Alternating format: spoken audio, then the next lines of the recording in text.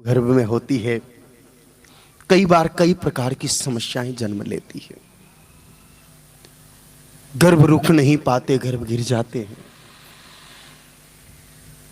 गर्भ रक्षा का बड़ा सुंदर उपाय वराह पुराण में भी लिखा हुआ है। अगर किसी नारी के जीवन में यह समस्या बार बार आ रही है,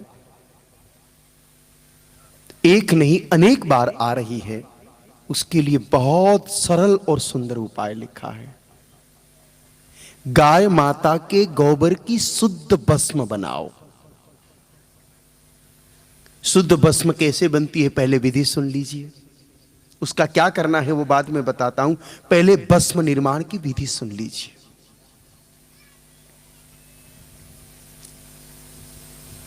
गाय माता जब गोबर करे, ऐसी गाय माता होनी चाहिए जो कचरा नहीं जीमती हो, शुद्ध घास खाती हो, वन में घूमने जाती हो, अच्छी घास खाती हो। ऐसी गाय माता का गोबर भूमि पर गिरे उससे पहले किसी वस्त्र में उठा ले, साफ जगह पर, धूप में नहीं, छाया में सुखा ले। ये काम सर्दी के मौसम में करो तो ज्यादा अच्छा होता है, बरसात में नहीं किया जाता। इस काम को गर्मी में कर सकते हैं, सर्दी में ज्यादा अच्छा होता है, बरसात में बिल्कुल नहीं करना चाहिए। वो गोबर भूमि पर गिरे उससे पहले अपने आंचल में उठा ले, फिर उसको साफ जगह पर छाया में सुखा ले। सूख जाए उसके बाद थोड़ा सा उसके ऊपर घी डाल करके अग्नि प्रज्वलित कर ले। वो अपने आप पूरी तरह से जल करके राख बन जाए। उस राख को आप छान करके किसी कांच के मर्तबान में, कांच की बोतल में रख ले। ये भस्म निर्माण की शुद्ध विधि है। उस भस्म को जब गर्भ में संतान हो, उस समय उस सूती का गृह में, जिस कमरे में वो नारी सोती है, उस कमरे से उस भस्म की एक रेखा बनानी चाहिए। प्रतिदिन रात्रि को सोने से पहले पूरे कमरे में जहां पर वो सोती है, उस पलंग के चारों तरफ लकीर खींच दे, कार लक्ष्मण रेखा की तरह।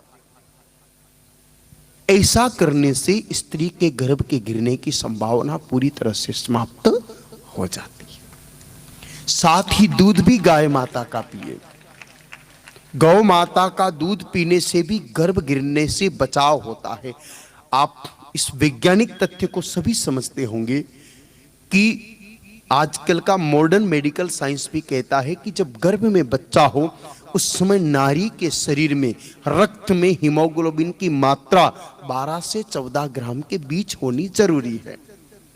अगर इससे कम है तो उसको एनीमिक पेशेंट घोषित किया जाता है। और ऐसी स्त्री के लिए विज्ञान कहता है, मेडिकल साइंस कहता है कि गर्भ गिरने का खतरा बढ़ जाता है। जब गर्भ गिरने का खतरा बढ़ जाता है तो डॉक्टर उसको देते हैं दवाई और सलाह।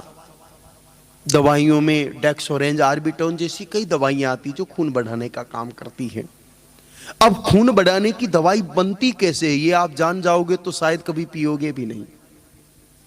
आम तौर पर खून बढ़ाने की दवाई जो बनाई जाती है, कत्ल खाने में जो पापी लोग, राक्षसी वृत्ति के लोग जो होते हैं, जो गौ माता की हत्या करते हैं, उन कत्ल खानों में जो गाय माता का खून निकलता है, उस खून को मल्टीनेशनल मेडिसिन मैन्युफैक्चरिंग कंपनियां खरीद करके लाती है और केमिकल ट्रीटमेंट से उसका प्रोटीन प्लाज्मा अलग करके रक्तवर्धक औषधि, खून बढ़ाने वाली दवाई का निर्माण करती है। अब एक बहुत बड़ा प्रश्न है मेरे भाई बहनों कि किसी नारी के गर्भ में संतान हो और वो खून बढ़ाने के लिए गाय माता के खून से बनी हुई दवाई पिए, तो बोलो, गर्भ में बच्चा है और वो गाय माता का खून पी रही है तो उस खून का असर बच्चे पर तो पड़ेगा।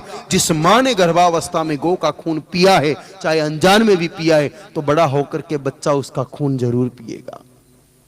अच्छी संतान नहीं हो सकती, वो राक्षसी वृत्ति की संतान होगी। बचने का उपाय, विज्ञान इस चीज को मानता है कि भैंस के दूध में जो सफेद रंग का होता है उसमें ट्रांस फैट और बैड फैट होती है, जबकि गाय माता का पीला दूध जिसमें कैरोटीन की मात्रा अधिक होती है, जो खून में हीमोग्लोबिन को बढ़ाने का काम करती है। इसलिए गाय माता का दूध पीने से खून में हीमोग्लोबिन की मात्रा पर्याप्त रहेगी तो गर्भ गिरने की संभावना नहीं रहेगी। इसलिए ऐसी दवाई का सेवन नहीं करना पड़ेगा, बच जाओगे।